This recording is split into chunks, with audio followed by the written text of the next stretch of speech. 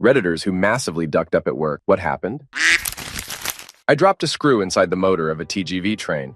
Oh, we spent half an hour trying to catch it by moving a magnetic stick inside the crankshaft with oil spilling everywhere. The engine was new and about to be mounted on a train that was supposed to run later in the day. I was so terrified I would possibly cause quite a lot of trouble since no other train or engine was available. Shout out to my manager who finally got that screw and definitely deserved his half a dozen of croissants the next morning. Story 2. Controls engineer made a copy-paste error while programming and A2 was a 3. So one machine tagged at 3 was waiting for conditions of 2. So naturally, the lift moved when it thought it should and crashed into another machine. Of course, I'm having to stand there figuring out the issue while maintenance is up there replacing busted parts. But because I've made 1,000 changes, it didn't click fast enough and well, it happened again. Story 3. During the first week of my first job in animation after I graduated, I had to move a bunch of scene files from one server to another. The files were heavy, so I was told to just cut and paste them to make it faster. I accidentally put them in a wrong area and without thinking just deleted them. Went back to move the files again. They weren't there. I had forgotten I hadn't copied them. I lost 5 minutes of full animation. My longtime friend who recommended me for the job got in crap because his backups didn't catch the files, and my direct supervisor worked for 21 days straight to help redo all the animation. The studio and everyone involved were way nicer to me about it than I expected. I kept my job and I brought in donuts for the whole crew for a week after. But it was an awful start. Story 4. Working the stockroom at Walmart, grabbed a Pepsi pallet with the forklift and didn't realize it was a short pallet. The forks came out the other side and through to the pallet of glass Coke bottles it was up again. When I lifted the Pepsi, the Coke came up with it and dumped the entire unwrapped pallet of glass bottles, spilling all that sticky soda on the floor. That mess was damn to clean up. However, the vendor had to eat the cost because that store's posted policy is that they cannot leave unwrapped pallets unless it is being worked. Story 5. Accidentally left out the move next method on a loop that sent out an email broadcast, which meant it mail-bombed the first recipient in the loop until we realized what was happening and killed the process. The CEO's email was the first email address in the loop. He was an arsehole, anyway, was absolutely incoherent with rage when his Outlook crashed when downloading 15,000 emails inviting him to take a satisfaction survey. Good thing it was only a test. Story 6. A very important and very big customer placed an order for some chemical bulk to be delivered early Jan. Our contract with them stated that every day we were late, we would be fined millions. The bulk plant finished on time and just needed the drums to pour the bulk into. Warehouse come up to my office. I was the purchaser responsible for buying the drum. Where are the 250-liter drums? Bulk plant need them. It's fine, I thought. I placed the order before Christmas. I remember doing it. Looks at SAP. Why is the supplier late? They're never late. Checks my order. Mouth goes instantly dry and I start to sweat. I had placed the order, but I forgot that for this particular supplier, I needed to email them the PO.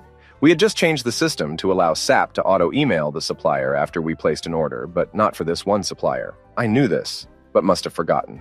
These drums had a 2-week lead time from the supplier, so I knew I was dead. Not only would we have had millions of pounds of fines, but the production plant would have been put on hold having to store tons of bulk with nowhere to put it. I went and told my boss and just told him I'd funked up. Being an awesome guy and boss, he thanked me for being honest and told me it's going to be okay. He called the supplier, sweet-talked them. And because we were a good customer, they allowed us to take another customer. The drums were delivered next day. That was about 9 years ago, and I still think about it. Story 7. I worked in a pizza place, and they caught me eating olives on camera. It wasn't 3 olives. I could eat like 1,000 in a shift. I really don't know why, and it's a time in my life I want to forget. Story 8. Was promoted to terminal manager, and I was a dumb 25-year-old idealist. We had an essential employee, a mechanic, who kept our fleet of trucks running. At least that was his job description. Less than a month on the job, it came to my attention that he was a working alcoholic, and his work on our fleet was underwhelming. My boss told me to fire him once we had a new mechanic ready to come in.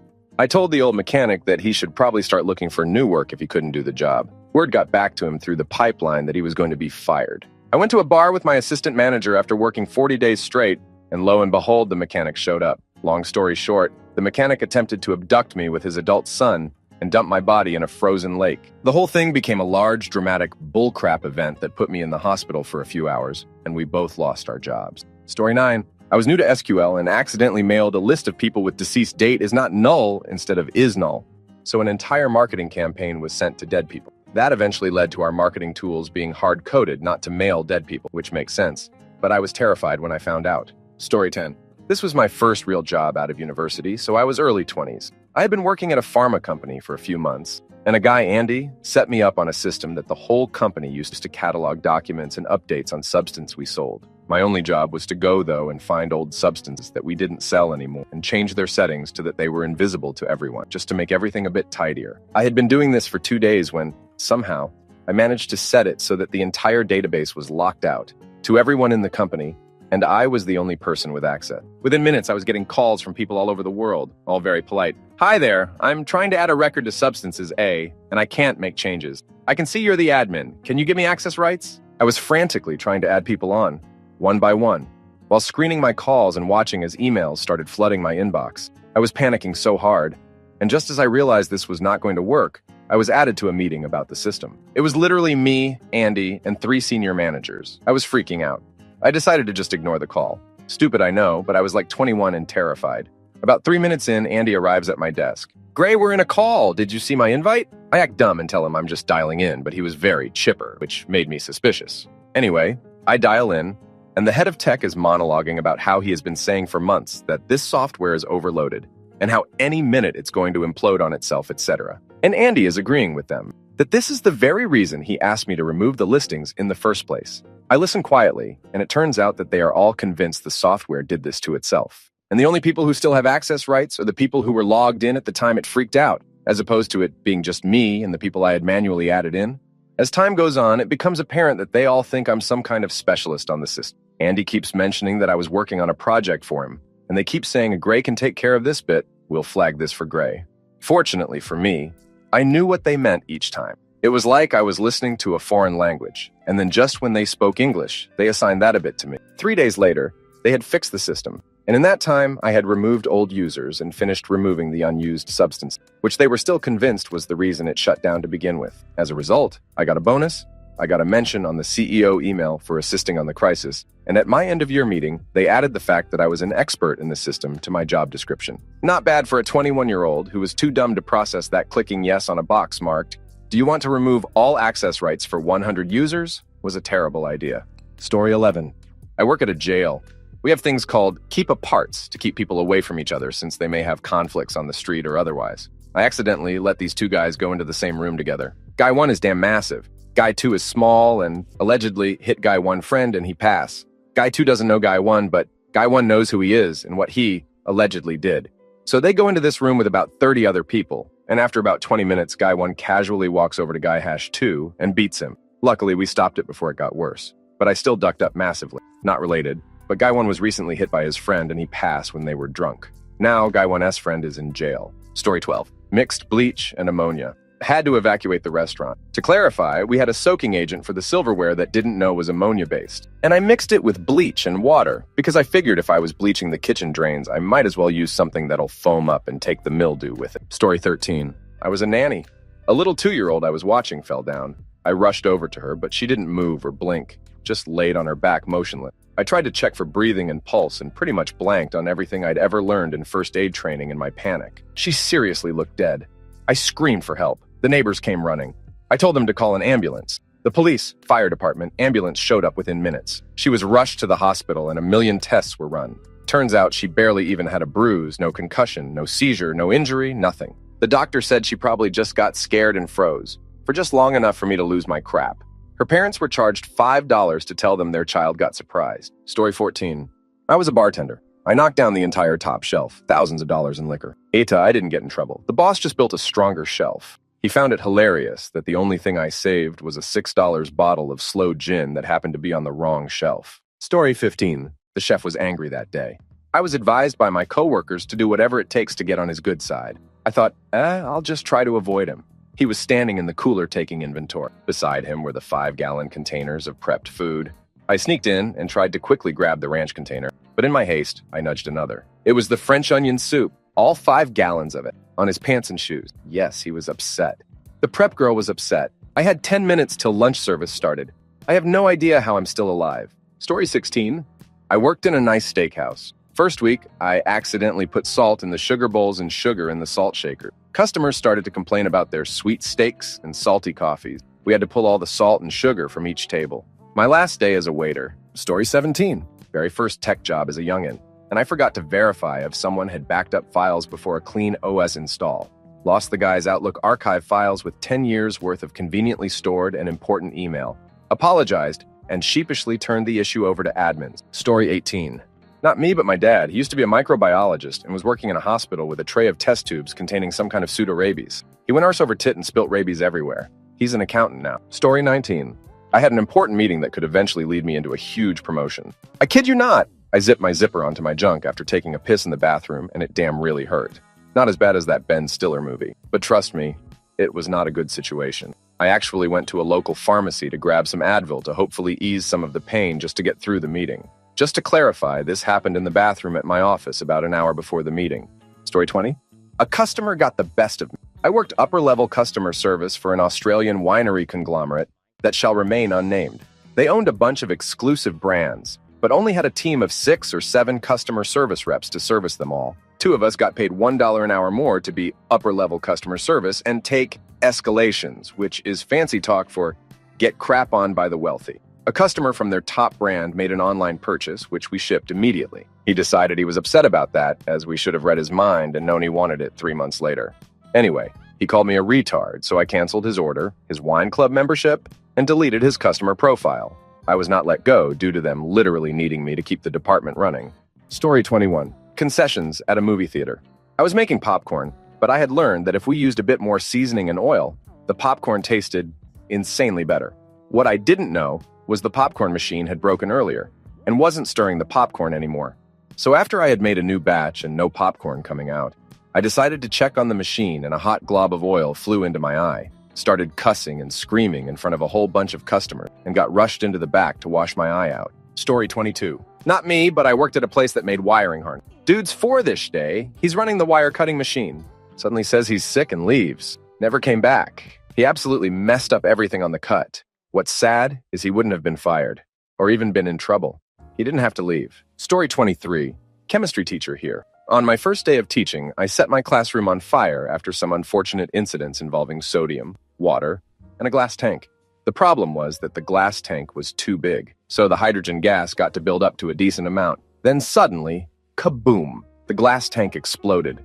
There was shattered glass everywhere and hit the students, who were all wearing safety glasses. A column of water grew from the glass tank to the ceiling, and the ceiling started to burn. After a few moments, the fire died out, and the fire alarm was loud, and I had to make sure all of the students were okay, which they were. It ended up being one of my funniest classes to teach for many years. The students absolutely loved it. I was a bit of a nervous wreck for a few hours. The worst thing in hindsight is all of the comments saying things like, "You started your career with a bang," and stuff like that. Story 24. In Sweden, when you're in the 8th grade, you get to practice work for a week, like a short internship. I managed to get a dream position for me. I got to take care of the horses of a famous Swedish show jump rider who had his horses in a large stable complex along with other super expensive. Anyway, when cleaning the stable aisle, you opened the door to the stalls and swept the hay, dust into the stalls. One day when I was sweeping, I opened the door to a stall, swept stuff into it, and then moved on to the next, opening that. And then I heard the sound of hooves entering the aisle. I turned around, realized that I forgot to close the previous door, and the horse was about to make his grand escape. I panicked and started running after the escapee, only to hear a second set of hooves entering the aisle, as I, of course, had forgotten to close the other door before running after the rouge horse. By the time the 15-year-old me had a chance to react to the new situation, the first horse had already made it out of the stable. I just froze. The stable manager caught the second horse before it got out of the stable and started screaming that I was an idiot. I was mortified. Ran out of there and planned to just go home. Admit defeat and start Googling, what do idiots work with? I hid for half an hour until a staff member, not the manager, found me. He told me they caught the other horse, a stallion. He was really nice about it. Said I gave him, the stallion, the time of his life getting to admire the mares in the stable next door for a while. Story 25. I love telling this story. Back in the floppy disk. Pre-internet days of computers, I was tasked by my job to do a software installation on board a Coast Guard icebreaker. I flew from Ottawa to Halifax. Then I caught a taxi to CFB Shearwater, from where a twin otter flew me 1,000 kilometers north to a little town on the border of Quebec and Labrador. From there, I was flown by helicopter to do an at-sea landing on the icebreaker. After landing, I went down to the engine control room, where the computer was located, and laid out the disks. Disk 1, Disk 2, Disk 3, Disk 4, Disk 6. Disk 5 was still on my desk in Ottawa. Story 26. Measured something on a construction site off by a foot. It wasn't discovered until it cost $150,000 to remedy the mistake. Nothing happened to me because it was a $10 million job. Story 27. I work at a quick lube style shop, so I work around fairly new vehicles. I wish I could say it's all cheap crap, but no. Dude comes in one day for one of our services, so I'm doing everything under the hood of a BMW 7 Series. We fill the oil, ran the pressure check, closed the hood because the newer BMWs have a digital oil right out on the screen in the dash. Dude leaves, comes back 5 hours later, hood is damn smoke. Aw, damn. We open the hood and there's about 3 quarts of oil in the engine compartment. I didn't put the oil cap back on properly like I thought I did. Man, I was pissed. Story 28. I worked at a retail store when 2 women walked by me and said, "Tell coworker that she gave us excellent service on their way out of the store." I told my coworker about it afterward and she said, "Who were they?" And for some reason my git said, I'm not sure, but they were 2 heavyset women," then described what they were wearing, and my coworker said, "Oh, that was my mom and my aunt."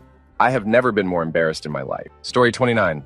I work in a heavily regulated, incredibly high-pressure field. You can get blackballed by the industry if you slip up because at a certain level, everyone knows everyone. I reached a position where I had a lot of responsibility. I was the face of very valuable projects. I beefed the stats on one of the most valuable ever. I had been lied to, but one of my responsibilities was to ensure no one lied about studies. It was ugly enough that I was convinced I was done. Like, in the industry done. I envisioned everything collapsing around me.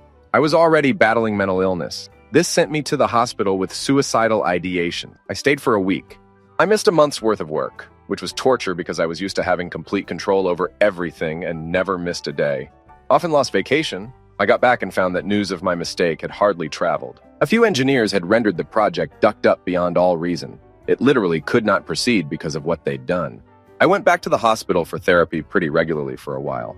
I saw 3 other people from my company paying visits and wondered if they saw me. Story 30. Not me personally, but a guy I worked with at a feed mill accidentally added the incorrect mineral bags to the sheep feed mix that contained copper. Wiped out an entire flock of over 100 sheep. Story 31. Reported out a patient as being negative for BUP on a screen when they were positive. It was for a chronic pain substances management checkup. So essentially I made it seem like the patient wasn't taking their pain pills and hadn't been. Might have broken down crying after the patient reamed me out. Story 32. I worked at a McDonald's and accidentally fell in the ice maker right at the beginning of my shift. They had to close the restaurant for the rest of the day to dump out and sanitize the machine. Story 33. Not me, but someone in my previous organization. We'll call him Bob. Bob works very high up in the North American Primary Metals Division for Alcoa International. Bob decided that one of 2 aluminum smelters in the U.S. was paying too much for its contracted power rate. If you don't know, it takes a lot of power to refine raw aluminum from bauxite ore. My facility occupied less than 1 square mile of land, but used enough electricity to power half the total households in Seattle. Bob decided to terminate the contract in late winter last year. The majority of my facility's power was provided via hydroelectric dam.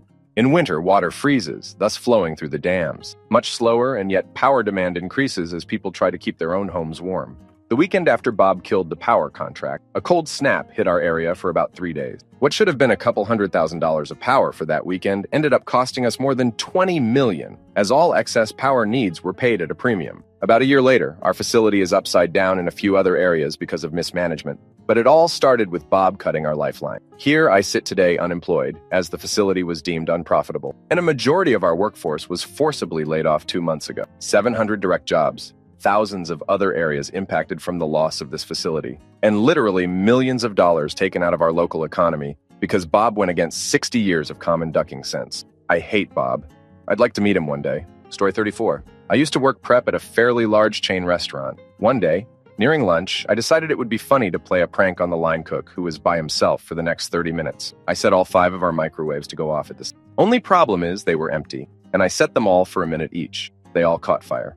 It was first of the month Saturday. Story 35. Oh, I have ducked up so many times. Here's my 2 favorites. 1, worked at an egg farm and was carrying 12 flats of eggs. Didn't see the pallet someone left in the walkway. Tripped on the pallet and hundreds of eggs go flying and splattered all over the floor. Meanwhile, I fell and dislocated my wrist and shoulder. 2, I was washing a dairy cow named Laverne before showing her at a county fair. She didn't like having her tail washed. She kicked the bucket of soapy water over onto my rubber boots and took off running.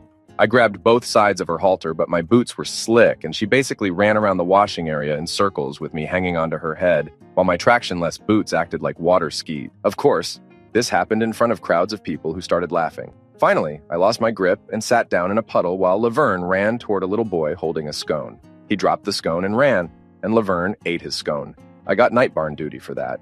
Story 36. Back when I worked in the service industry, I worked at a place famous for its tea. They have 5-gallon tanks of their tea that we make 8 at a time. Well, it was my last day, and I was picking one up freshly brewed right after I added the sugar and completely dropped it all over myself. It was hot and sticky. I got a new shirt on my last day. Story 37. I almost passive hypothermia. I was a bartender, and we kept a lot of drinks. The guests wanted ice cold in a walk-in. So I went inside the first freezer. Drinks aren't there.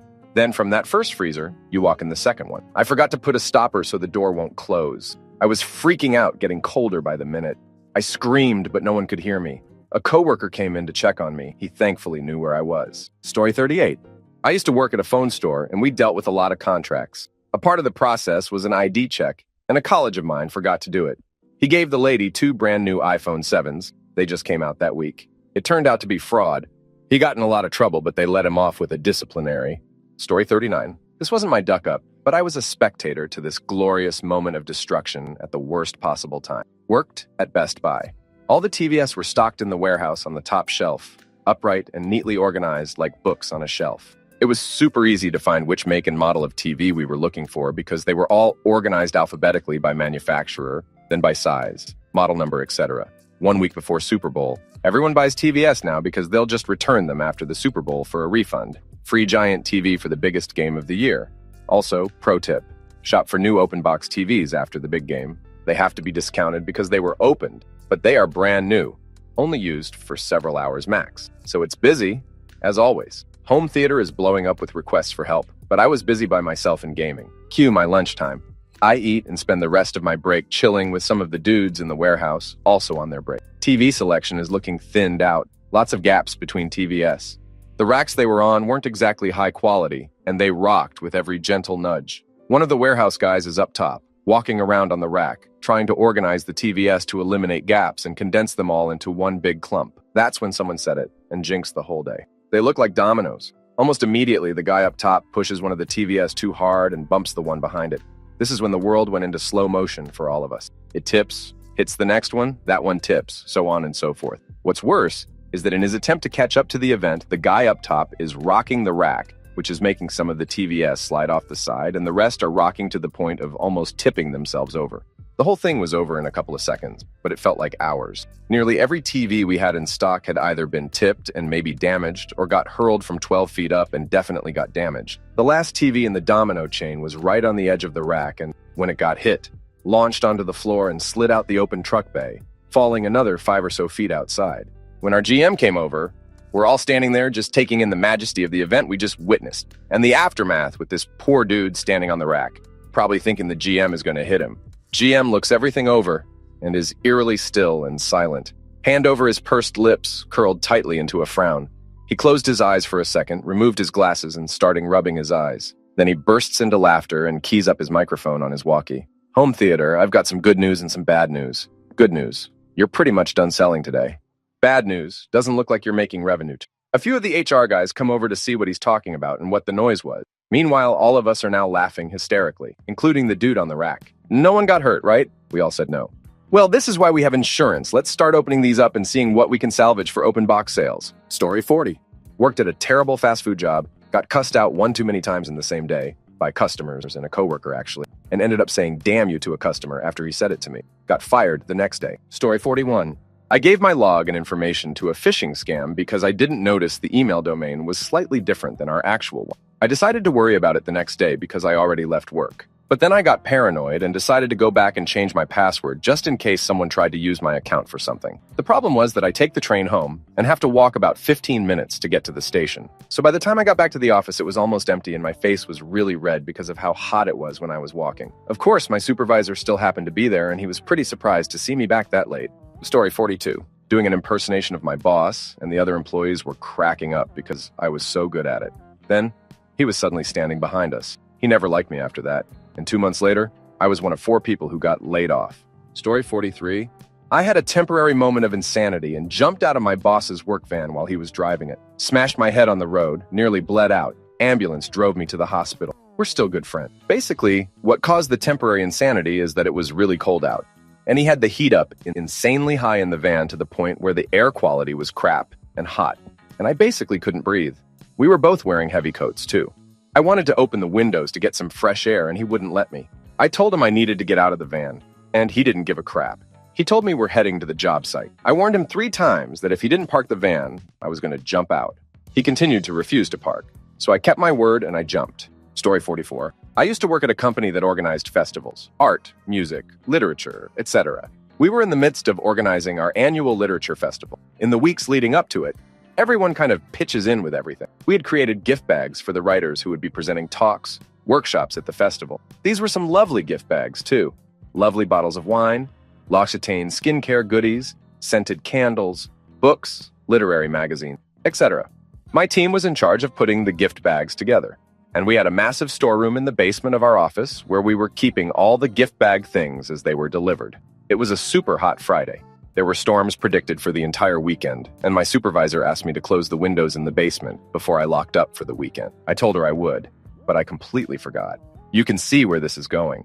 We had cardboard boxes full of literary magazines that were going to go in the gift bags. They got rained on all weekend. By the time we got into the office on Monday, and by the time I made it down to the basement, they were a soggy mess. The cardboard boxes had completely disintegrated, and the magazines inside were falling apart too. We had to reorder the magazines at significant cost for the gift bags, and I was reprimanded by my supervisor. She basically read me the riot act. As a fun bonus, the rainwater went all over the floors too. So some of the gift bags had been soaked through, so I had to hang them all up to air dry around the office, which was embarrassing. Story 45. I worked in a small company, 8 employees. Not one of them had a forklift license, and neither did I. Anyway, I was the one that they made drive the forklift if we needed to unload a delivery, etc. I hated it, but really had no choice. It was that or get fired. At least I thought at the time. So I get in the forklift at 4:10 p.m., we close at 5, and back it up, straight into the brand new shutter door that was only partially open. I sheepishly go and tell the boss, who is seething. He said he's calling the door repair company, and of course you'll wait with me until they arrive. Excellent. No ETA was even given by the repair company, and we're in a relatively rural area, so response time was crapty anyway. Anyway, it gets to 6:20 p.m., and I've had enough. It was winter, so dark out. I had an hour's drive home and still no ETA on the arrival on the repairman. Now, things at this place have not been great for a while. I has multiple grievances about the way the place was run. I ask if I'm done and can leave. The boss says no. I then go on a rant, brining up everything the place does incorrectly, and even illegally, and then he bursts out with, "You can either stay or..." And before he finished, I say, "Or I can leave. Goodbye." That was that. Story 46. Had a brand new Makino Mag 1 CNC mill at work. $1.3 million. 5-axis, 33,000 revolutions per minute spindle, 107 GP. This thing threw chips. It had a coolant mist collection system that was connected to the roof of the machining chamber to pull out the mist and separate it. But it was just too powerful, and it was sucking aluminum chips that would fly near the opening and just fill the filters solid with chips. So they had me design a baffle that would help stop the chips from being picked up by pulling air from the front of the machine. It was basically a box with 3-sided cube with flanges that mounted to the ceiling of the chamber. Had a bit of downtime, so I installed it, and it looked great. They did some tests, and it looked like it was going to work. Job done, I walk away. And then, crash! They call me back. The door on the pallet changer ran into it and bent the out of it. This was a big door, probably 8 feet wide and 5 feet tall, that spins around the central axis of the pallet changer. I had taken this into consideration when I designed the baffle, but what I didn't know was the door raised up when it unlocked the pallet and moves in that position. It then collided with the baffle while it was up the couple extra inches. Oops! So the machine is down. This thing literally makes thousands of dollars an hour, so I have to fix it fast. I yank out the door section that is bent and the top cap. The cap is bent beyond belief. I run to a SolidWorks station, remodel that part, they send it off to laser, and they cut it out and run it to press brake and welding to get it welded up. While they're doing that, I take the door over to a giant press we had and straighten it out. Think piece of steel bent diagonally at about a 30-degree angle. I get that straightened out. Get the new top cap and get it mounted on the machine. Took a few hours, but got it done. Amazingly enough, I never heard a thing later about this, even though everyone knew. Story 47. Truck driver. Small town in rural Tennessee. Our info on this facility noted a $7,500 fine for leaving the posted truck route. Outbound truck route signs and my information blurb on my Qualcomm are very different, and there were a bunch of cops around. Not wanting to chance that fine, I followed the sketchy truck route signs. Turns out there were 2 truck routes, and that was the wrong one to pick. I ended up driving my fully loaded, way underpowered, semi-up rural Tennessee mountain roads, and ended up having to go up the west side of Ducking Monteagle on US 41A. Twisty, steep, narrow switchback road at 79,500 pounds in a semi that can barely get out of its own way. Trailer would cheat over the double yellow with my cab touching the brush on the outside of the lane, crawled up that mountain at 15 miles per hour, flat out. The entire way from the town I picked up to Montreal had zero turnaround. Zero. None. Only dirt sidetracks and small residential areas. Ended up putting me 120 miles out of route. Lost my chance at a shower for the night, and I smelled like a chicken factory, and made me late for my next appointment.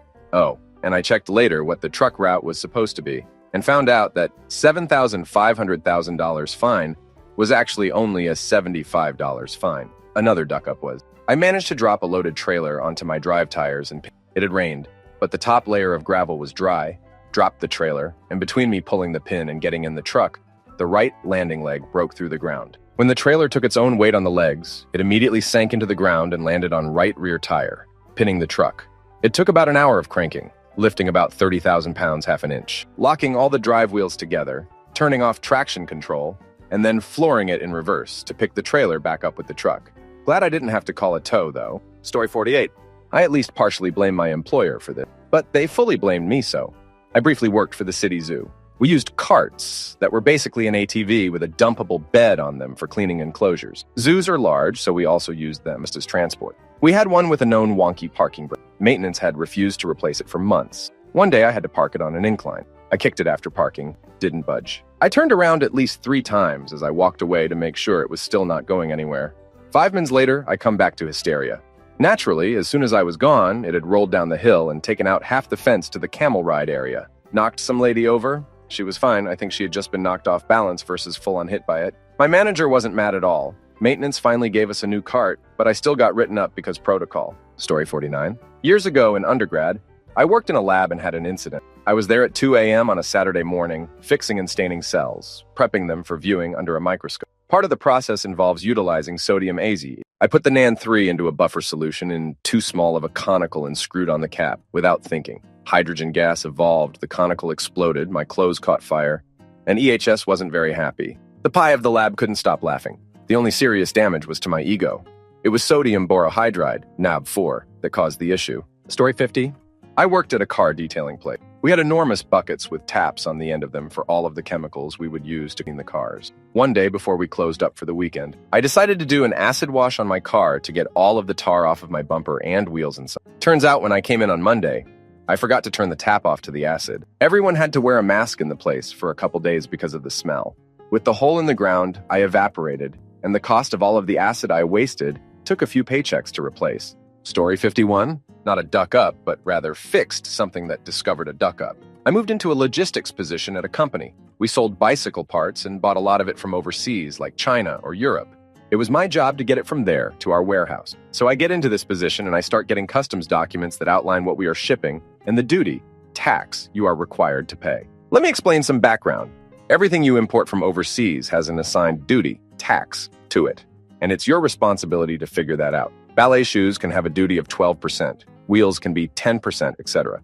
We had a lot of split shipments, so the duty page should have been pages long, but the docs I was getting back only had one duty listed, motorcycle parts, which carried a 0% duty. That's when I realized whomever was in this position before me did not take time to classify their imported items and just clumped them together under a vaguely similar motorcycle parts. Classification in order to save money and pay no duty on items that we should be paying thousands of dollars of. So I went to my boss, told her that I was going to start classifying these items correctly, and that the bills she sees from shipping will be much higher than it was before. She agreed it should be done right. I started classifying them correctly, and everything seemed fine.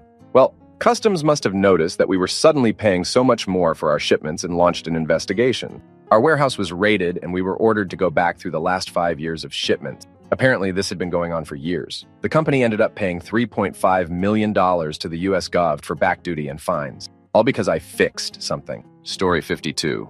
Stabbed myself in the nose with a screwdriver. I was 19, and it was my first day at work as a dishwasher. They gave me the grill, which was entirely encrusted in nasty burned-on carbon, and told me to take it out back and clean it. For about an hour, I chiseled the carbon off it with a screwdriver and a butter knife. I was almost done, but there was one bit stuck in the corner, and because I'm an idiot, I tried to get it out by chipping upwards with the screwdriver. Screwdriver slipped and continued upwards right into the tip of my nose. So I run back into the kitchen, completely filthy and bleeding profusely from the face, and yell, "I'm sorry, please don't fire me!" They were very understanding and did not fire me. And once I got cleaned up and stopped the bleeding, it turned out I didn't even need stitches. I ended up working there for several summers and eventually made it up to line cook. Story 53. Not me, but a vendor of ours claimed that an antenna they installed for Liat was faulty. I asked the engineer on site to confirm and told him to troubleshoot all possibilities first because this site required a huge crane, shutting down 2 lanes on a highway. A crew that was certified to work in a crane basket, a crap ton of insurance, police, and shutting down a highway exit. It was quite a lot to get organized. So the day of the swap, everyone is on the site. The crane vendor and crew is there with a new antenna. When I decided I should look to see if there was something the engineer might have missed, there are a bunch of different colored cables we use to power up these antennas. Different colors because each sector of a tower will use a specific pair of colors, so the crew on the tower and the engineer at the base know which antenna they are powering on. Well, it turns out, the engineer at the base had paired up pink and black, instead of what should have been red and black. I made the change really quick, and the crew that was in the crane confirmed that the antenna powered on. Meanwhile, the engineer that was supposed to be working at the base of the tower was running late, but once he got there, boy, did I have bad news for him. The best part is that the company he worked for fired me 2 months earlier, but I was hired on by the antenna and radio manufacturer less than 2 days after they fired me. Felt good to throw a $30,000 at them because of their incompetence. Story 54. This guy was jobless for months before he landed a job for a cab company. Living in Vermont, bills are tight. He proceeded to rear-end someone on his first day. The accident was deemed 100% his fault, and since he drove a Suburban into a Civic, the impact was hard. An injury claim was filed, to say the least. To make matters worse, if they could be, the insurance and registration he had was expired. For the record, the car wasn't his. Plus, the accident made him miss the airport evening rush, which would have been the most profitable part of his day. The person who got rear-ended was me. I'm assuming he is no longer employed. Story 55. I used to work as an explosive ordnance clearance engineer. This card comes around the office for Tony. I write "Happy Birthday, Mate" from Dave. Lady who gave me the card looks on in horror. "What?" I say. "You can't write that." "Why not?" "He's just lost his leg." I had to try and change it to "best wishes." But it was pretty obvious what I did. My boss comes round later, ex-major Royal Engineers. "I heard what you did, Burns. He's going to be hopping mad when he sees you." Story 56. Worked for a politician who was terrible with names, so I had them saved in his phone as the nicknames he gave them. One of them was "That Crazy Hot," so I had her saved as Melissa, Crazy Hot. One day, the other staffer asked for her number, so I sent it to him, but accidentally sent the contact card to her instead. She kept ringing and messaging, demanding to know what was going on. And I spent all night dreading the scandal. We were mid-election. The next day, my boss dropped dead in the office, and to this day, I feel terrible that one of my first thoughts was, well, I guess I got away with that. Story 57. Forklifting a 10,000-liter tank of paint. Getting the last bit of paint, I need to tilt the forklift and then wait until I obtain as much of the paint possible to make sure it's empty. You know how you are waiting on the last bit of honey to drip out of the container? Something like that, so by the time lunch comes, and still to no avail, the thing keeps trickling in a good amount. So I decide to go to lunch to see if it will finish by then to start my work, knowing full well the smaller container will not overflow at all. After lunch comes, I'm staring at a 40-meter paint spill, which probably cost the company a crap ton of money since the paint is unique enough to resist acid to melt through steel. It's a rich aerospace company, so they fine. So remember how I mentioned I need to tilt the forklift a bit? I forgot to do so. Then instead of trickling down into the other smaller container, it was dripping along the pipe backward, trickling around the container. Surprised I didn't lose my job there. But I quit that place a while ago anyway, and before that, there was a fire too. Story 58. When I was like 18, I had been recently promoted to customer service rep at the local Kmart.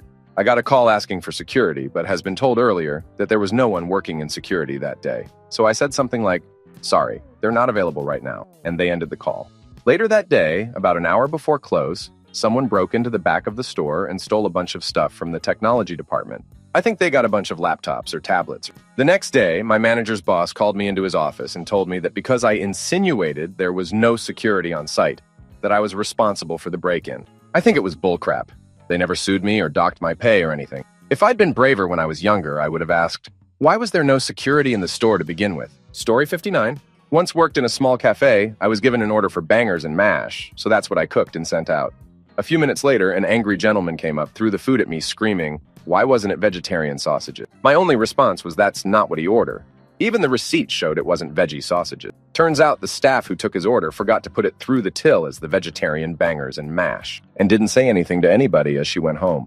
Because I was cooking and the department manager was on holiday, Store manager suspended me for the rest of week, which screwed the cafe over even more. Story 60. I work for the Air Force as an F-15 crew chief, maintainer.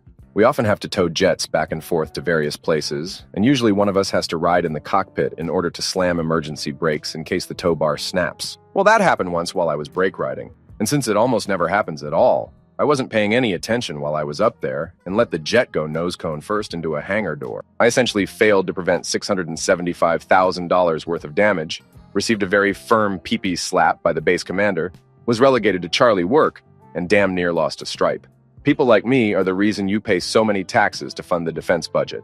Story 61. I massively ducked up in a good way, at least from my POV.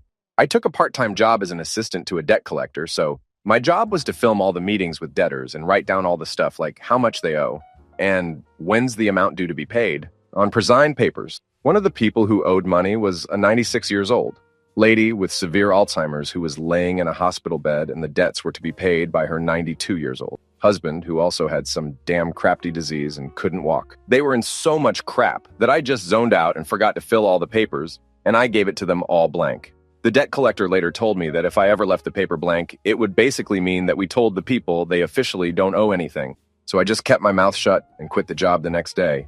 I hope that the poor people indeed didn't have to pay anything thanks to my mistake, and I don't ever want to get involved in such a crafty job again. Story 62. Marble installation. Had to do an apartment complex. The building I was on had 10 two-bed, two-bath units, so I measured the first 3, and they all had roughly the same measurements. So to save time, I decided to just go ahead and cut all the panels at the same time. Yeah, the other 7 weren't anywhere close, and I ruined 21 panels of cultured marble, $2.50 a square foot. Was quite angry with myself. I tried to fudge them and just cover the ducked-up gaps with silicone, but after I tried on one, nah, wasn't going to fly, so I go back and tell the pour room that I need those 21 panels. They remake them, and it takes about 3 days. On the way back to the job site, I almost get in a wreck and have to slam on brakes and swerve. Guess what happened to those panels? Story 63. Working at Blockbuster back in about 2010. Customer wanted to look at 2 Nintendo DS's, me being naive. Here are the 2 colors we have. Puts the actual live boxes on the counter so he can see the colors, him. Examines them for a second, then grabs them both and runs out the door. Called the police, but he was never caught. Also around 2015 when I was working for Carphone Warehouse as a side job and was made to cover a store in a dodgy area. Maybe an hour into the shift, the store was robbed. The store manager had ducked off somewhere, so I was left alone in the store with the alarm blaring and no access to the back area. He didn't come back for about 2 hours. I also got a parking ticket as a result. Whatever you do not work for or buy from Carphone Warehouse. They suck colossal balls. Story 64. I was working for my stepdad, whose advertising agency was working with 2 companies that had at one time been one company. The original client did not know that my stepdad was still working with the people that had broken off from their company and started a rival company. There was bad blood there. The 2 companies did not part friendly.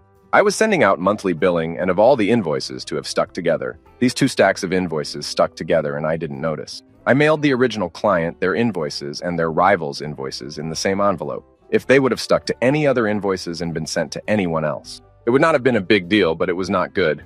The client fired my stepdad and that lost his ad agency a lot of money because they were a huge client. I got fired. They all knew it was an accident, but still, I felt terrible. I still feel terrible, and that was 30 years ago when I was only 19 and my eventually ex-stepdad is now passed. Sorry, Bob. Story 65. I used to make surveys using this random software. One of our clients was a pretty big car company and we were sending out a survey to Australia. We were UK based. And if you submitted answers, you got a chance to win a car. I accidentally set it so instead of the postcode needing 4 digits, it could only be the number 4. Came in, late and hungover, as it was a Friday, to 2,000 plus complaint emails from customers who had spent 10 mins on the survey and then been told they couldn't submit. Luckily, most of the data had saved anyway, so I didn't get fired, but I was planning on leaving anyway, so a bit of gardening leave may have been nice. Story 66. I crashed a hospital multi-million computer charting system after entering in the number pi backstory. I was a charge nurse at my local hospital, and I recently just watched the movie Life of Pi. I remembered the scene where the kid wrote out pi on the chalkboard. One night at work, I copied and pasted the number pi into one of the virtual test patients in our computer charting system, just to make it look like I also knew all the numbers to pi like the movie. I crashed the system for 4 hours, had to call an emergency team at 4 a.m.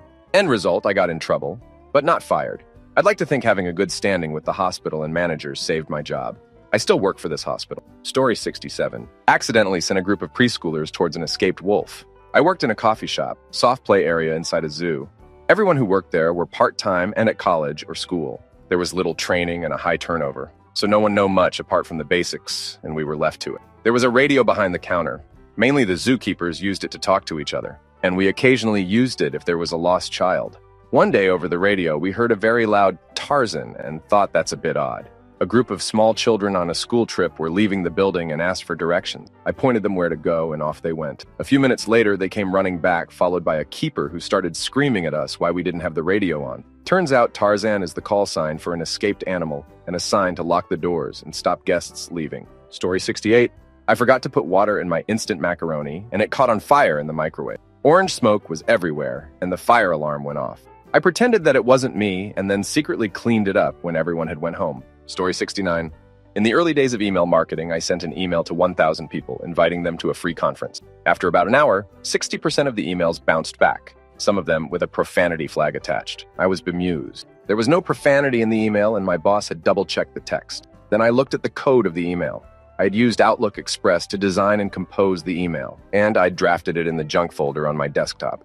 That junk folder was called Damn Bullcrap, and Microsoft, in its ridiculous wisdom, had embedded the file path in the code. I sent the email again, but by this time our domain had been blacklisted by a few nodes. The CEO flew to a different city and hired a conference room in a big hotel, and not one person turned up. What's the most spectacular way you've seen someone duck up at work? Story 1. I used to work in a grocery store, and I had an HR person repeatedly lose my doctor's note, stating that I have Raynaud's syndrome and couldn't be in the freezer. I got a stack of them from the doc and would have to bring in a new one every few weeks. Finally, I had a department head fax a copy into corporate for me before dropping off yet another copy HR idiot. The next week, the HR idiot called me into her office and told me I was going to have to put the frozen load for bakery away. I told her I couldn't do it and I had a note on file. She told me she didn't have any paperwork on file for me and that she could make me do anything she wanted to. I called my department manager into the office and told him what she had said. He got corporate on the phone and asked if they had received the copy of my doctor's note detailing the fact that I had Raynaud's syndrome and had already previously gotten frostbite at work from being forced to be in the freezer when I wasn't supposed to be. They said they had it, and he then told them what HR Idiot had said. He then handed HR Idiot the phone. She had to hold the phone about 1.5 feet away from her face because they were yelling at her so loud. It was one of the most satisfying days ever working there. She went on leave shortly after that and never came back, and the official story was that she was having health problems. Story 2. I work at a call center. I reviewed a call where the guy thought the phone was muted and called the customer a stupid-ass mother ducker. The customer called him out and he tried to backpedal and make up some story. He was fired shortly after. Story 3. I was once a bank teller. One day a guy comes in to pay off a line of credit that he shares with his son. Apparently his son is an addict and ran the line of credit balance up to $10,000, maxing it out. The guy comes in, talks to my fellow teller, pays it off, and signs to close it out. He asked my coworker at least 3 times that it was closed. She assures him that it is. She is also addicted to her phone and loans most of her attention to it. Guy leaves. Several months later, the same guy comes in enraged with a line of credit bill. He comes to my window and explains the situation. He thought it was closed. It turns out that our bank's policy, not sure if this is universal, is that both he and his son have to sign off to close it out unless there was some sort of special circumstances that never happened. Dude owed another $10,000. Because of course his son isn't going to sign off on closing it out if he can run up the balance again. He says he's going to sue.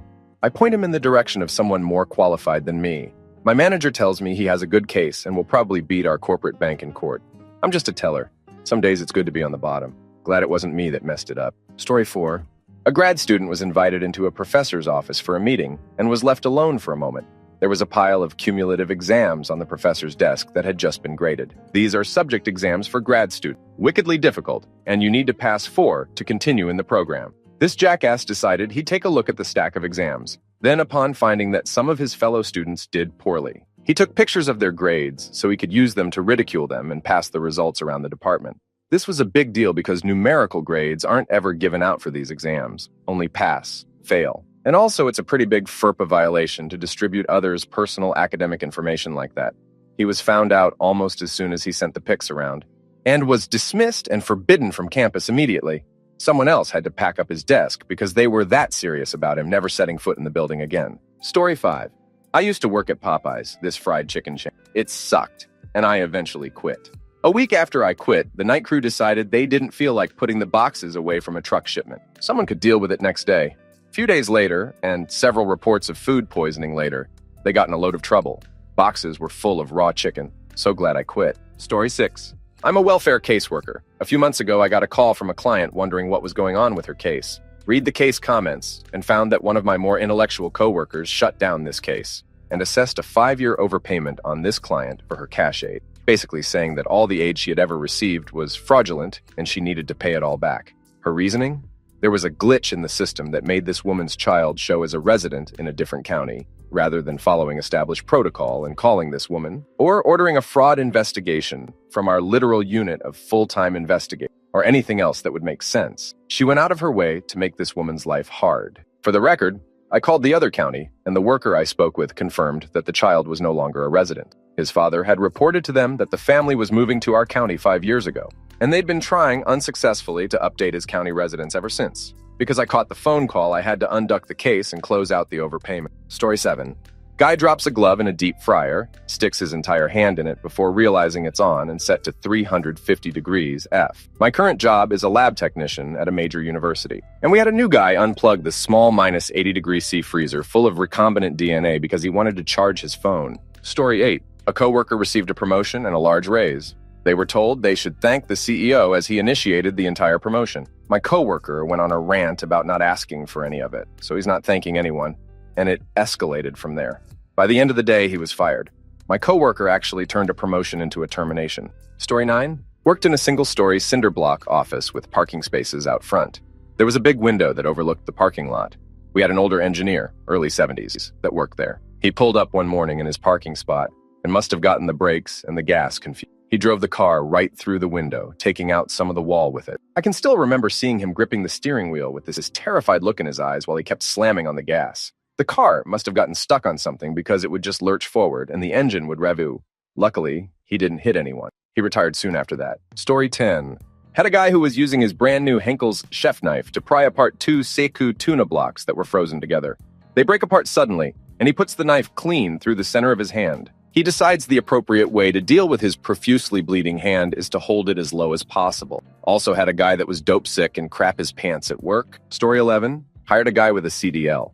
He said, "I've been driving trucks longer than you've been alive, kid," when I asked if he was experienced driving a 13-speed dump truck. 30 minutes later, my phone rings. Says my truck is broke down. He burned up the motor, not shifting correctly. I show up. I see the truck is smoking and the fans aren't on. I lost my cool. $35,000 mistake in your first hour on the job. Nice. Story 12. I'm a cashier in a pharmacy. Anyone that works in the medical field knows that patient privacy is super important. When a patient picks up their prescription, we have to scan the receipt of their medication to the computer. This is unique to each individual prescription, so if it does not match, we accidentally grab someone else's medication. It catches mistakes before we make them. The alternative to scanning is typing the RX number into the computer. This doesn't guarantee a match. Only comparing the number on the receipt with the number on the computer will work if the barcode won't work. One day while I was on break, someone came in looking for a prescription. The girl covering my post clearly confirmed the date of birth, but grabbed someone else's prescription by mistake. 2 people with the same last name were next to each other in the fridge. But she didn't scan the receipt, so her mistake was not caught. She typed the number she saw on the computer, had the person sign for their medication, and gave them someone else's medication. Not 20 minutes later, the patient calls and tells us that what he received was not intended for. We, of course, apologized, and he came back to get his medication. The sad thing is, once something leaves the store, it cannot be returned. We can dispose it, but we cannot use it for someone else, even if it is sealed. This particular medication cost $4,000, and we had to throw it out. This plus the breach of privacy did not stand well, and she was written up for her mistake. She doesn't use cash much anymore, and is confined to packaging. Edit. We had another incident recently that didn't get off the ground as far as I know. All I know is that both parties were called, and that was that. For those who don't know, all prescriptions have to go through the pharmacist or a registered technician before they can be released. This is to ensure it's going to the right person and that it was filled according to the doctor's requests. It also allows the pharmacist to check for any odd doses, dose changes, potential interactions, or allergies. This pharmacist filled 2 prescriptions for 2 different people, but they were both getting the same brand of birth control. She mixed up the bags, putting patient A's receipt with patient B's pills and vice versa. I served the girl, and since the receipts matched, had no issue. She went on and caught the mistake the next day. Nothing was traced back to me since it was a pharmacist error. Cashiers aren't really supposed to be digging through bags unless requested by a patient, so I wouldn't have caught it. Story 13. Couple of years ago, we had a new supervisor directly from corporate. He got a promotion and moved from another city. He was a complete git, micromanagement nightmare, arrogant, etc. But someone up the corporate ladder really liked the guy, so he had full support from the bosses. Then in his first month of work, his company car was stolen. It was insured, so no big deal. A week later, his replacement car was stolen again, and a third car 2 weeks later. Turns out the guy had a trouble with alcohol. He got really drunk and left the car open on the street, and he just forget about it. He wasn't fired. He was just moved to a desk job with no company car. Story 14. My coworker sold someone an auto insurance policy but forgot to check the effective date. Turns out she had pushed the start date of the policy out a month. Guy got into an accident a few days later. Cumulatively, we probably spent 10 hours on the phone trying to get claims to cover this guy's accident. She ended up messing up the effective date on about 10 other policies before she left. Story 15. One of my coworkers at a grocery store accidentally locked the only master key set into the security office, then attempted to break the door down with a claw hammer before anyone could find out. 10 minutes of furious attacking only succeeded in attracting the attention of everyone in the store, breaking off the handle and bending the entire lock, making it inoperable by the locksmith brought in later. Story 16. One of the cops on a base I was stationed at ran his vehicle right into the wing of a jet. He then decided to throw the light bar that had been sheared off into a random dumpster, like it never happened. The idiot was caught immediately. Story 17. Work old guy has crashed the work truck 3 times, totaled out the first truck hitting a barrier sticking out of the ground. Truck looked like it was the Titanic hitting the iceberg. Rental car the next week hit something at 4, didn't report it till 9 because he said, wasn't sure if I hit something until I went out and checked. Third time, $2,000 in damage. I'm now the union rep, and he backed into a barrier with a backup camera. A week later, he gets about the union saying, it's taxation without representation. I said, look, Mother Ducker, you have cost the company $50,000 worth of vehicles, and I got you off with no write-up. Go damn yourself. Story 18. A substitute came into work completely drunk once. This job started at 8, and he drove there drunk. I get that junior high is stressful, but drink afterward. Story 19. I worked as a sales guy and observed another sales guy hit on a female customer. He went way too far, and eventually she left disgusted. An hour or so later, her boyfriend showed up and kicked his ass right in front of us. Story 20. Was in the Navy. A first-class seater was heading up Jack Job on our jet. Was basically a Boeing 707 with the passenger seats gutted. I was in my shop getting ready for a work order on another jet with the rest of my shift, and we hear this terrible loud noise. We all head out to see what's up. He rushed through the motions and dropped the jet onto the hangar bay floor. He damn dropped a $140 million aircraft while they were changing a tire. Story 21. Was working at a refinery one time and a new unit was... Someone bumped the insulation of a large distillation column with a lift. There was only a small dent, but the whole section had to be replaced. $30,000 later, the person that bumped it was looking for a new job. Let me tell you about Joe. Joe was hired as an entry-level developer. He started on a Monday. Every Tuesday, our team had a meeting in the first floor conference. Meeting time rolls around. No Joe. We wait. After a couple of minutes, I walk over to his cube. Not there. Check the break room. Nope. Stick my head in the men's room. Empty. Duck it. Go back to the meeting and tell my boss I have no idea. Maybe he forgot and was still at lunch. We start the meeting. A few minutes later, Joe walks in about 15 minutes late. He apologizes and says he had been downstairs looking for the first floor meeting room. Yes, he was wandering around the ducking basement looking for the first floor meeting room. This was an omen of things to come. He was constantly falling asleep at his desk. He called out sick about 12 times his first month. My boss finally told him one morning that they needed to have a talk. He had meetings most of the morning, so he told Joe to stop by his office around 11:30. Joe doesn't show up. Boss waits and waits, and finally at 12 o'clock, we go to get lunch. While we are gone, Joe comes in, gets all his personal belongings from his desk and disappears. Never heard from him again. Now, whenever a newbie makes a mistake and is apologizing for it, we say, well, at least you know where the first floor is. Story 23. One time, this complete idiot I worked with in the shipyards, a pipe welder was torching a pipe next to lagging, which is what helps insulate Navy ships. Instead of taking 5 minutes at most to use a blade to remove said lagging, the idiot welded the pipe and torched the lagging. It doesn't burst into flames, but there was a lot of smoke and ended up getting the ship evacuated. He got fired 2 weeks later because while his write-up was pending, he put a ladder in the middle of a passageway, which are extremely tight when you consider the heavy equipment moving through. When he was asked to move, the welder told the person asking to duck off. And when you told the shipyard director, well, you tend to get fired. Story 24. This one time I worked at a company who made shelter cloth, like for orchards. It was woven from plastic thread. There were these huge banks of needles that just ran and ran, making these giant rolls of cloth. The night shift guy was pretty new, and the night shift was just him and the machine. It would take most of the shift to do a full roll with setup and takedown. The lunchroom was baffled because the production floor was pretty noisy. So the night shift guy basically just had to babysit the weaver all night and then change the rollout and setup for day shift. I came in early one morning because I wanted to pick up some gear I'd left in my locker, and I walk into the unholiest nightmare you have ever seen. A Gordian knot, at least 30 foot high. The dude had sat there until like 2 a.m., the darkest part of the night.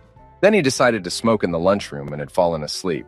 He woke up hours later to the sound of the weaver smashing itself to pieces. One of the needle banks had moved during the night and he hadn't seen the warning indicator. So then it had worked, its way loose. Then snapped, then flipped over and snapped the one next to it. Then it had made hundreds and hundreds of meters of ducked-up Frankenstein cloth with giant kilometer-long thread bunches. I walked into him screaming.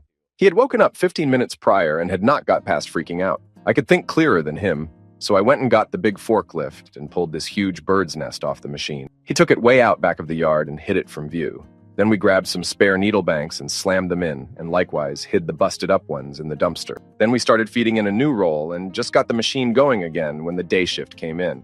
They were surprised that the night guy had got through the overnight materials so fast, but since it happened sometimes when the machine behaved, they didn't make a big deal. I went back to uni about 2 months later and never found out if the story continued. But the crazed look of the night shift guy screaming and holding his chest has stayed with me for 30 years. Story 25. New co-worker on her first day went to get coffee from the break room. Was walking back with it when she just barely stumbled a little bit, just enough that some hot coffee dripped over the edge of the cup and burnt her finger. So she reactively flung her hand and released the mug, causing lots of hot coffee to go all over the walls just outside the boss's office. She literally just stared frozen at the coffee-drenched wall and said, "Oh!" We gave her hell for it about a year in a joking way. She actually proved to be a fantastic co-worker. Story 26. I work at a group home for people with mental and physical disabilities. Most of the residents cannot walk or even stand on their own, so staff will help them stand or hold on to them while they walk so they don't fall over well. I had one co-worker that was stupid, for multiple reasons, but this one takes the cake. She helped one of the residents stand up to use the restroom, had her put her hands on the handlebar attached to the bathroom, similar to a bathroom stall, and left to get things that the resident needed to take a shower. She left her standing there alone for a solid 3 or 4 minutes. Of course, the resident fell, had to go to the hospital and get stitches. She ended up being fine afterward. How on earth my coworker wasn't fired is completely beyond me. Story 27. Someone I worked with at a Toyota dealership didn't rack a SUV right on the lift and it fell off. It really did way less damage than I thought, but he was fired on the spot. Story 28. Water plant operator. Imagine, if you will, that a lot of water plants use gas chlorine as a disinfectant for their water supply. Now, imagine what would happen if A. Chlorine cylinder ran out. B. Operator did not hear a literal fire truck like horn sounding signifying said emptiness. And C. Not catching it for so long that the chlorine residual for the plant went from good to zero, all in a 6-hour period, unnoticed. Story 29. Surgeon was a notorious a-hole to colleagues, but had been getting away with it for years.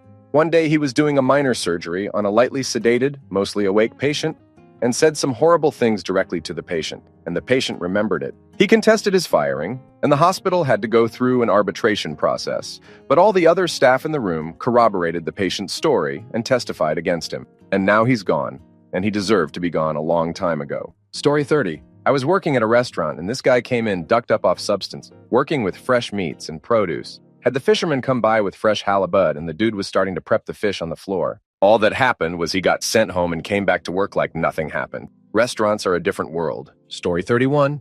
I accidentally canceled an entire day's worth of trips for my company. Took the provider services manager, the supervisor under her, and me 2 hours to fix. The only saving grace is we're the small office. If my equivalent at either of the other offices had done it, it would have been 10 times as much work and would have functionally stone-aged the facility for at least 2 business days. It did highlight an exploit, glitch. Cancellations are supposed to require multiple keystrokes to complete for each one and shouldn't be possible in bulk.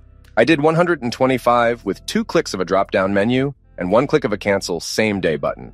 Story 32. I work on tanks in the Army. We frequently take our equipment to the desert in California for training every year or so. Driving around the desert can be hell on the air intake for any vehicle because soft sand, dust will clog an air filter really quickly. Now, bear in mind that the Abrams tank has a built-in self-cleaning system for the air filters, and said filters are rather large to begin with.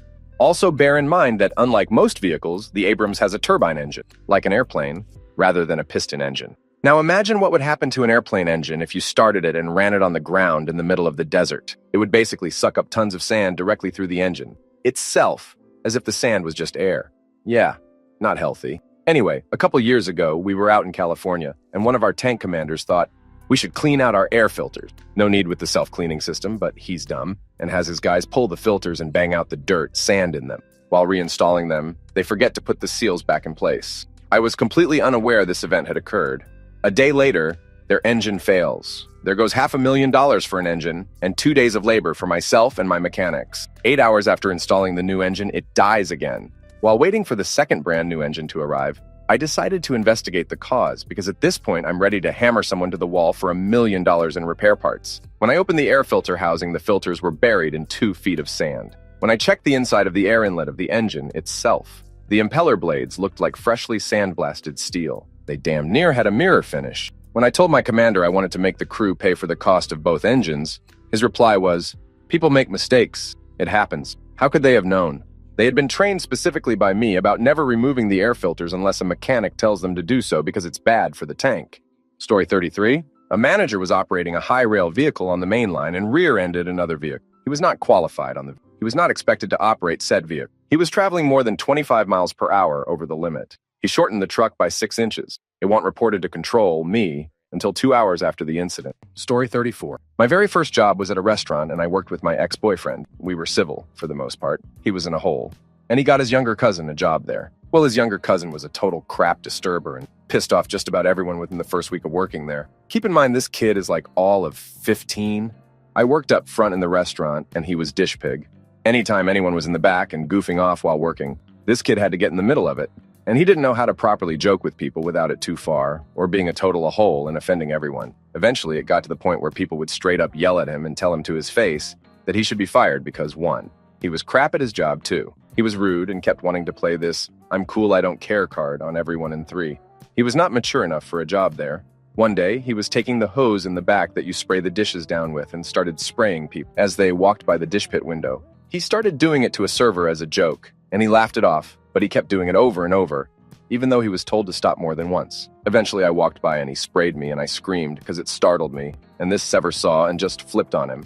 He had enough of his crap, yelled at him, and made him apologize to me. Most sheepish apology I've ever gotten. And then told him he was complaining about him and his crap work at the restaurant. And I crap you not, within a week of that happening, he was fired. Kid lasted maybe 2 weeks. By that point, I think this guy's complaint was the nail in the coffin because I know just about everyone complained about him. Story 35. We had a guy who wasn't trained in the use of the forklifts decide to get on one without a spotter and move a pallet of multiple 5-gal paint buckets to do something. I'm not sure what he was thinking. Instead of moving them properly, he rammed the tines of the forklift into the containers on the pallet, meaning several 5-gal buckets of paint ruptured all over the forklift and the floor. He freaked out and turned it, smacking into a shelf rack frame, bending that, which ended up needing to be replaced, and the paint fouled up the forklift mechanism. Natch, he was fired, pretty much on the spot. Story 36. I used to deliver pizzas. Our git manager that lived in a hotel and ducked everything that moved contracted hepatitis.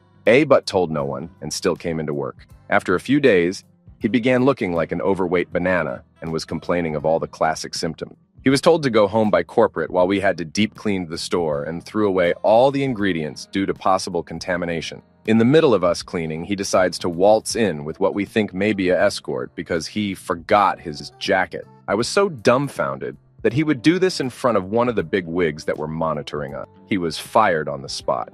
2 days after that, and our restaurant made the local news when a few people began to claim that they had contracted hepatitis A from our pizza. There was a HEPA outbreak in our community at the time, so whether that was true or not, I'll never know. Sales suffered, and it took the store almost a year to recover. Story 37. I watched another firefighter open a hydrant too early during a training exercise. The idea is to drop your hydrant man off. He wraps the hydrant with the hose and the engineer drives away. The hydrant man then screws the hose to the hydrant and waits for the engineer to tell him to open the hydrant. He's supposed to wait because the engineer needs hook the other end of the hose to the pump. We carry 1,000 feet of 5 inches or supply hose on the top of our engine. There's a coupling every 100 IEA. My buddy went ahead and opened the hydrant before the engineer could uncouple the section of hose he needed and hook up to the pump. Before he could run back and turn off the hydrant, about 700 feet of hose fired off the top of the engine, like a giant black snake firework, only weighing hundreds of pounds. Story 38. I work in a quick lube oil change place. Had an old Jeep this we worked on, and we usually clean off our filters with brake cleaner to remove oil from removal. However, on this Jeep, the starter was right below it. As my coworker was spraying away, someone started the vehicle to check for leaks, and it set the area on fire. Quick to think, my coworker grabbed the washer fluid to put it out, but it has methanol in it. Whoops, bigger fire. Eventually, a fire extinguisher was used to put it out. No damage done. Could have been bad, though. Story 39. In 2009, we had some layoffs, like a lot of businesses, and one of those let go was a mechanic. Since most of the mechanics bring in their own toolboxes, when one leaves the company, they will need to load up their box. The duck-up was that the supervisor of the shop that day did not pay attention, stick around while the mechanic was loading his box. The mechanic not only took his box, he helped himself to several company-owned pieces of equipment totaling $18,000. But because the supervisor was not doing his job, there was no proof that the mechanic took those items. This is the same supervisor who didn't notice when a huge spool of copper wire somehow rolled itself out of the building. Said supervisor no longer works here either. Story 40. Newspaper reporter here. One of my former colleagues was notoriously scatterbrained, and on at least 2 occasions, she completely botched breaking news stories. One time, a well-known pizza restaurant in a small neighboring county burned down. We didn't find out about this until after she came into work. She lived in the same town as the pizza restaurant. She casually strolled in, got to work, and then my boss says something like, "Hey, they're saying that restaurant burned down." My coworker then says, "Oh yeah, I heard about that too.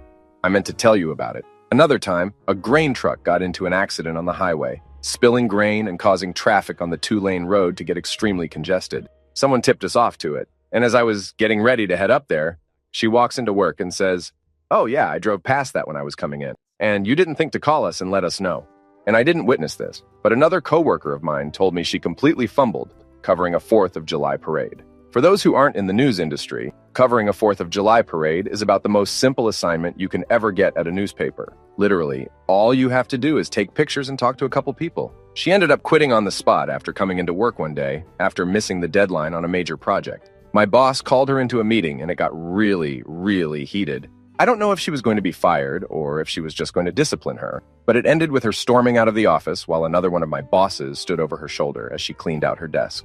Story 41. There's a big old bucket that all the grease goes into at the Whataburger I'm at. When completely full, it's like 80, 90 pounds. Normally you get someone to help you carry it out and empty it into the grease container thing. This scrawny ass guy walked out with it, came back completely drenched in grease. It was quite the sight. I went and spent the next hour cleaning up after him. Story 42. Working at Kings Island Amusement Park. Guy was operating the log flume. A manager shouts out, "Crossing," because she was going to cross through the seats to the other side. Guy operating repeats back, "Crossing," and shows the hand sign that shows his hands are off the controls. Then he decides to play a little joke and move the flume from one boarding position to the second while the effing manager was still crossing. I cannot express how much they stress the importance of safety here. He was fired before the log flume came to a full and complete stop. Story 43. At a data center doing the fire alarm system. A guy I worked with cut this long run of wire in half between a bunch of pull stations and smoke alarm devices. Typically, a building has to have certain fire circuits be one giant loop of wire that connects to a secure room with a locked panel. Well, depending on the fire marshal that inspects the building to clear it, it can be pretty lenient to full-on anal about every little thing. This guy apparently cut the select circuit in multiple spots and T-tapped it, basically diverging and dead-ending the circuit, which makes it way more prone to issues in the future that service people have to fix. The fire marshal walked out of the inspection and failed us when the whole building was to be ready to open by next week. The general contractor was pissed and had us work late to fix everything for 3 weeks. Now that I've been doing this a bit longer, it's common, but damn it sucks. Story 44. Watched a tech troubleshooting a cutting laser. Apparently the safety stop was locked up and he finally got the laser running, but tested it by waving his hand in front of the aperture. Instant 3rd-degree burns almost all the way through the palm of his left hand. Smelled like a charbroiler. I never saw him again. Story 45. Me. One of my first jobs was at a plant that made mining trucks. These things can be as big as a house. Very expensive. I was an expeditor, so it was my job to monitor inventory and make sure our orders for parts were on track to be delivered on time, and to resolve any issues if it turned out that something would be late from a supplier. We had a truck scheduled to leave the plant on a certain day. Part of the contract was that for every day the truck was late, my company had to pay a penalty of like $100,000. So this was a huge deal. We had to watch this thing like a hawk to prevent any delays. Except I neglected to notice a bracket that was worth about $10 had run low, and no order had been placed to replenish our stock. It was scheduled to leave our plant by the end of the day, and it couldn't because we didn't have a $10 bracket. and it was only reported to me at the end of my workday because it's a simple install that should only take a few minutes at the end of the line to do. I called my usual emergency suppliers and had to beg one to get their guys to stay late to give us an order so we could attach whatever this part was onto our truck, so it didn't cost us $100,000. We paid triple what we normally did, but the bracket came in within a couple of hours, and the truck was able to leave the plant in time to make the delivery deadline. It was a really, really good lesson in never neglecting the small stuff. That was about 15 years ago, and I'm no longer in that industry, but it's a lesson I have carried over to all the jobs I have had since. Story 46. When I was working the chilled section in local supermarket, my manager was going to refill the milk fridge. He went out to the milk fridge and loaded 25 kegs of milk onto a hand barrow. I have no idea how he loaded it all on that. It was taller than him. He is quite tall. Anyway, as he is wheeling all that milk through the back room, he turns a corner and the whole thing tipped over, right in front of the boss. Milk bottles went everywhere, but most incredible part, not a single drop of milk was spilt, but oh boy did the boss look unhappy. Story 47. I worked the closing shift in a deli, and one of our more daunting cleaning tasks was cleaning out the chicken rotisserie oven.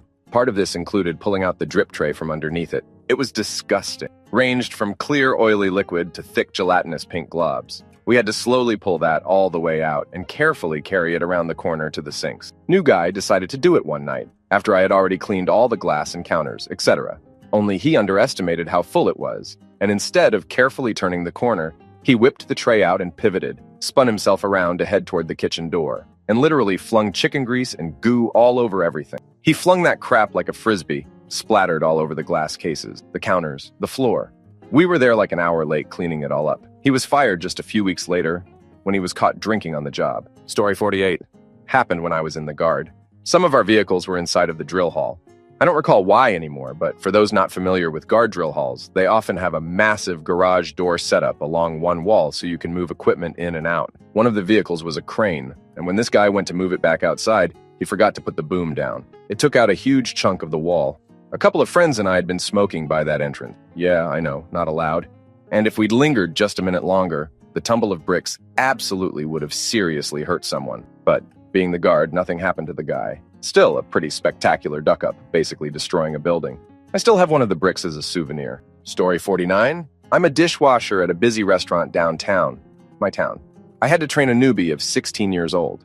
I knew him kind of well, so I went easy for the time being. We stacked bowls up on a nearby table for servers, and I told him, "Don't stack more than 6, or the balance of the bowls will become unstable and they'll fall." He nodded, and we worked. 30 minutes later, I look at the bowls and towers of 14 high bowls were there. I immediately and carefully moved the bowls and told the newbie, "Bro, 6 high on the bowls." He said, "I ran out of room." There was enough for the bowls we had stacked, and I showed him a shelf where he can put more. He nodded and went back to working. 15 minutes later, bowls fall, and imagine my surprise when I see him standing in the middle with a 10-high stack next to him. Bruh. Story 50.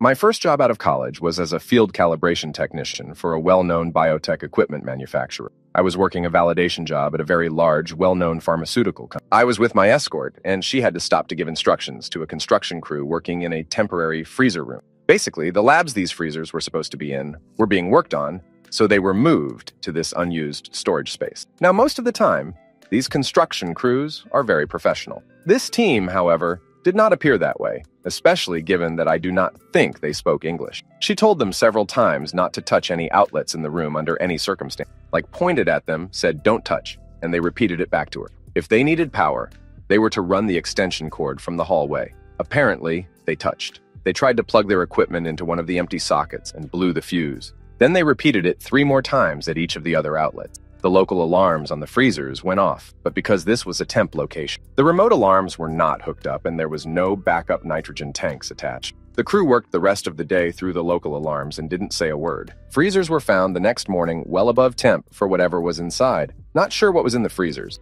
but I heard a few weeks later from one of my QA friends that it was at least $1 million loss, which was quite possible given the substances they were making at that facility. Story 51. Worked at Arby's in 2016. It's approaching 10 p.m., and everybody working really wants to go home. Guy making sandwiches accidentally gets some bread stuck in the toaster oven. For some reason, he uses a knife with a plastic handle to try and get it out. The knife gets stuck, so he uses a second knife to get the first knife and the bread out. That knife gets stuck, and he uses a third knife to get the other 2 knives and the bread out. Now all the knives are stuck in the toaster oven, and the plastic handles start to melt. Story 52. I got promoted. New guy who'd been there a month, ID been there a year, threw a sexist fit that I was promoted instead of him. His fit took the form of walking to the back door and slamming it open.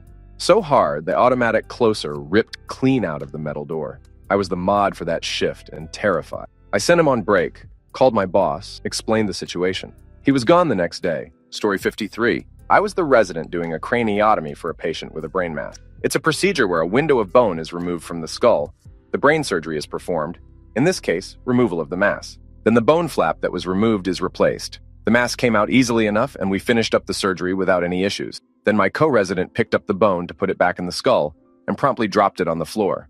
That day, I learned there is a protocol for cleaning the bone flap so it can still be used. The patient actually did well, but my colleague has never been able to live that one down. Story 54. Someone wore their lab coat that's used in the BSL-2 lab out of the BSL and into a shared office.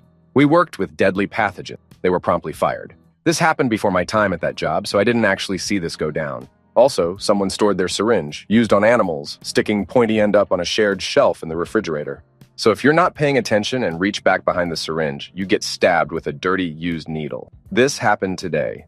I refuse to share my lab bench and reagents with this person because things like this happen fairly often. Story 55. Kind of a tandem effort. So my saute guy and my dishwasher decide to get into it one night. Dishwasher is training somebody. Saute guy is in the weeds like crap, so he's burning through pans. Turns to dishwasher and trainee and goes, I need pans scrubbed ASAP.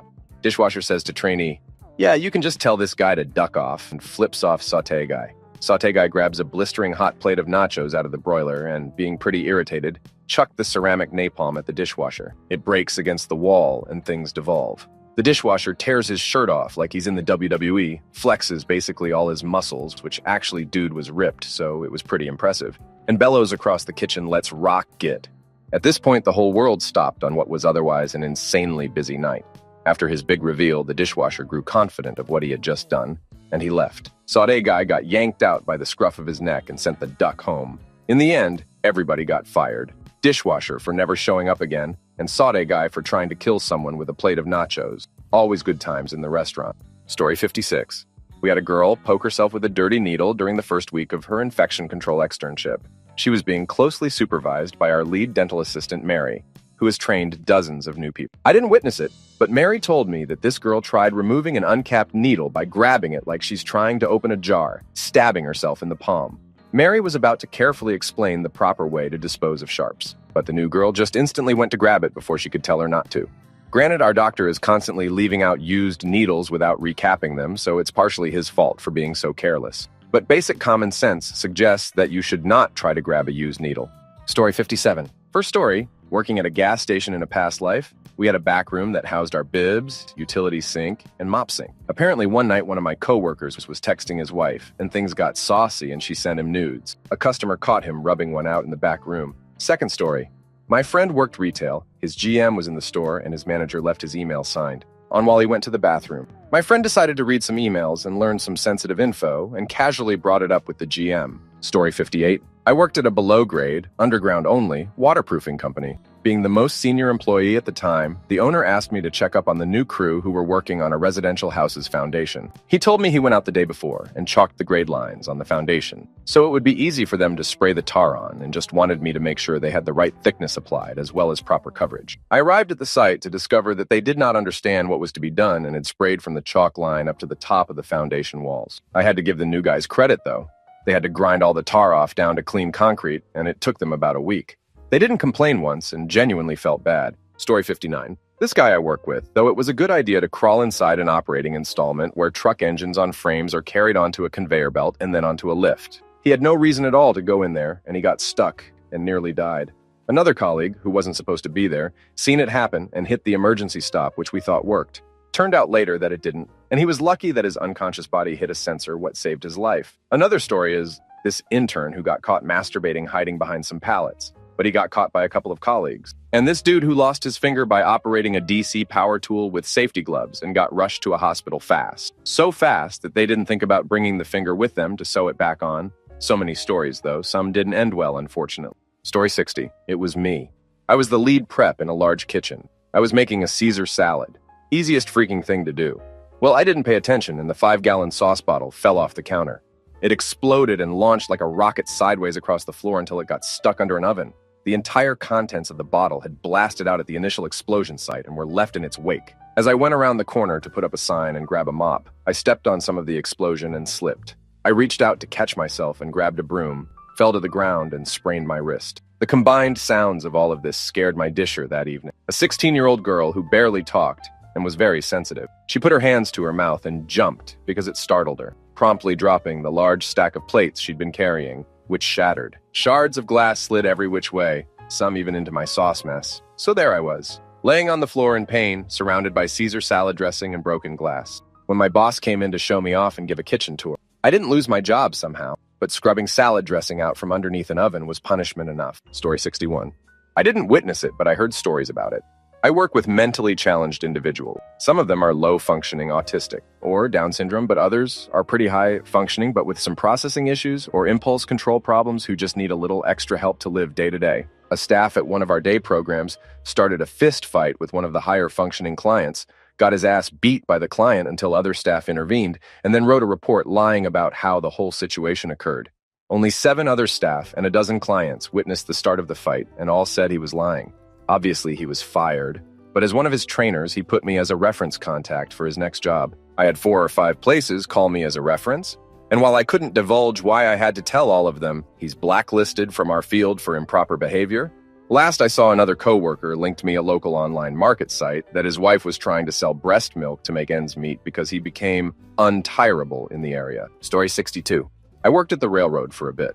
One thing to note is that the rail yard I worked on was federal property and had strict guidelines enforced via legal consequence. We even had our own dedicated police station. A new guy high-centered a company truck on a big mound of dirt, then tried to fix the problem by towing the truck off the mound with a big forklift, which just pulled the bumper off of the truck. Review of the security footage showed him clearly smoking meth on the job. He slapped one of the officers during his arrest. More meth, stolen tools, and a gun were found in his personal vehicle. My understanding is that since all of this occurred on federal property, all of the crimes fell under federal jurisdiction. That dude absolutely ducked himself. Story 63. Watched a person back a forklift into a stack of windshield. The insane sound of glass shattering was extremely loud. Saw a person try to refill the fryer after cleaning without closing the drain valve. Oil everywhere. Watched a person speed through the shop on the forklift without lowering the mast and slam into the door frame. Bent the door frame. Caused all staff to take a refresher on forklift safety. Saw a person close the overhead door onto the bumper of the delivery truck, causing the door to unspool the cable everywhere. This happened several times when I worked there. Story 64. Work at a BMW dealer as a tech. New tech fresh out of school performing oil change on brand new 2009 750 Li. Leaves drain plug loose. Customer doesn't even make it home. Motor seized solid. Now at this time, BMW did. It'd have a stock of these motors as it was brand new. So we had to wait for one to be pulled from production, about 3 weeks. In this time, customer decided they no longer wanted that car. So we put them in another brand new 750 and bought back their car. Now when this happens, it is marked in the history of the car on BMW's history of the car. So when we go to sell it, we have to disclose that it was a buyback, and no matter what dealer it goes to, they will see it was a buyback, in turn making it hard to sell. Price of screw-up. At the time, the motor was about $20,000. Time lost on that tech replacing motor. 30 hours at $150 an hour that tech isn't bringing for the shop. Getting customer into a new car and not making any profit on that sale. And taking in a car with a bad history. Probably cost the dealer about $40,000 and cost the tech his job. Story 65. Friend of mine owned a company that put in planned unit development public water supply systems across the U.S. South and Southwest. He told me one of his female engineers had resigned, accusing him of insulting her. Oh, sounds like trouble, I said. Not necessarily. Engineer was in charge of installing public water supply in a development in Arizona. Part of the system was a 3 million gallon water tank. It was designed as a square cylinder with reinforced concrete walls. The walls were to be supported with dirt piled up against them all the way to the top. The tank was built, but before the dirt was piled up around it, the engineer insisted on filling it with water. Advised against it, she said she wanted to check for leaks before piling up the dirt. The tank was filled with water. One wall gave way. The resulting tsunami destroyed 3 blocks of paved street, 5 houses, and the new car of the city water supply inspector. My friend said, I asked her, why didn't you pile up the damn dirt? She said I had insulted her and quit. Saved me the trouble of firing her. Story 66. I worked in a really strict hotel cleaning business. When we finished cleaning a room, we'd call our supervisor to let them know. They'd check it, and call us back if anything was wrong. I'm talking like, we'd get railed if we left a single hair in the bathtub or didn't fold the toilet paper at the end and would have to bring all of our crap back to that room just to clean it back up. Anyway, when things got really tight sometimes, the supervisor wouldn't check the room at all, but this hardly ever happened, and when it did, it was usually someone who had worked there for a long time. Everyone was frantically getting called by our supervisors to figure out who had cleaned X room. They didn't have time to check the room because the guests were already checked in. The person who cleaned it somehow completely missed a whole bunch of glass on the carpet. Guest cut up their feet and hands, somehow their hands, and made a complaint. Was a huge duck up considering our biggest complaint was probably a dirty shower screen at the time. Story 67. I'd say falling asleep at your cubicle is pretty bad. Like consistently, according to the people around her. I was on vacation the week she got canned, but apparently she cried leaving the building. Kinda sad. She's really young, so hopefully she can bounce back and not have it hinder her career. Story 68. The manager at the restaurant I was working at told this party of 8 that the reason their food was taking so long was because their server didn't enter in the order right away, correctly. The server was actually the daughter, sister of the men of the party of 8. The party told the server what the manager said, and she said there was no way it was her fault that the kitchen was backed up hella. The party asked for the manager to come out, but he sent out another manager because he's a little idiot. They asked for that specific manager to come out. The manager hid in the kitchen, so eventually a few of the brothers walked into the kitchen to confront him, and they tore him anew a hole. The following day, someone from corporate came and stayed for a month or two, and she grilled this manager's ass every day about all the crap he was doing wrong. It was so satisfying to see this all go down. Story 69. I worked for a printing company, had kind of a bad reputation, a few years back. My boss and a few other coworkers worked on a project together where we also had to send some kind of flyers to our best customer. Me, still in training, went to get them from the warehouse and brought them to my boss. As soon as we were finished with packing them and sending them off, my boss suddenly realized that we accidentally sent our customers the unfinished and old version of the flyers. I had no idea what this project was about, so I brought him the ones he described to me. He tried to cancel the shipment, but it was too late.